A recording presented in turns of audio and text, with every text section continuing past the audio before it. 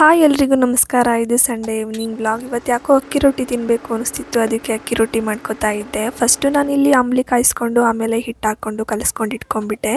ಇನ್ನು ಅಕ್ಕಿ ರೊಟ್ಟಿ ಜೊತೆಗೆ ಸೋರೆಕಾಯಿ ಮತ್ತು ಆಲೂಗೆಡ್ಡೆ ಹಾಕಿ ಪಲ್ಯ ಮಾಡ್ಕೋತಾ ಇದ್ದೀನಿ. ಸೋರೆಕಾಯಿ ಆಲೂಗೆಡ್ಡೆನ ಕಟ್ ಮಾಡಿಕೊಂಡು ಕುಕ್ಕರಲ್ಲಿ ಸಪ್ರೇಟಾಗಿ ಬೇಯಿಸ್ಕೊತಾ ಇದ್ದೀನಿ. ಇನ್ನು ಪಲ್ಯ ಒಗ್ಗರಣೆಗೆ ಆಯಿಲ್, ಸಾಸಿವೆ, ಕಡಲೆಬೇಳೆ, ಕರಿಬೇವು, ಮೆಣಸಿನ್ಕಾಯಿ, ಈರುಳ್ಳಿ ಹಾಕಿ ಚೆನ್ನಾಗಿ ಫ್ರೈ ಮಾಡಿ ನಂತರ ಸಪ್ರೇಟಾಗಿ ಬೇಯಿಸ್ಕೊಂಡಿರೋ ಸೋರೆಕಾಯಿ ಆಲೂಗೆಡ್ಡೆನ ಹಾಕಿ ಉಪ್ಪು ಹಾಕ್ಬಿಟ್ಟು ಚೆನ್ನಾಗಿ ಫ್ರೈ ಮಾಡಿ ಇನ್ನು ಕಾಯಿ ಕೊತ್ತಂಬರಿ ಹಾಕಿ ಪಲ್ಯದಲ್ಲಿರೋ ನೀರೆಲ್ಲ ಡ್ರೈ ಆಗೋವರೆಗೂ ಫ್ರೈ ಮಾಡಿಕೊಂಡ್ರೆ ಪಲ್ಯ ರೆಡಿ ಆಗಿಬಿಡುತ್ತೆ. ಇನ್ನು ಅಕ್ಕಿ ರೊಟ್ಟಿನೂ ಕೂಡ ಮಾಡಿಕೊಂಡೆ.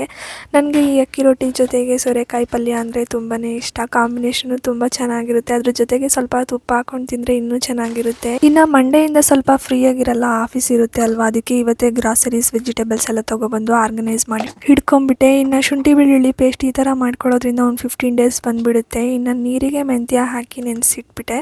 ಇದಾಗಿತ್ತು ಇವತ್ತಿನ ವ್ಲಾಗ್. Thank you.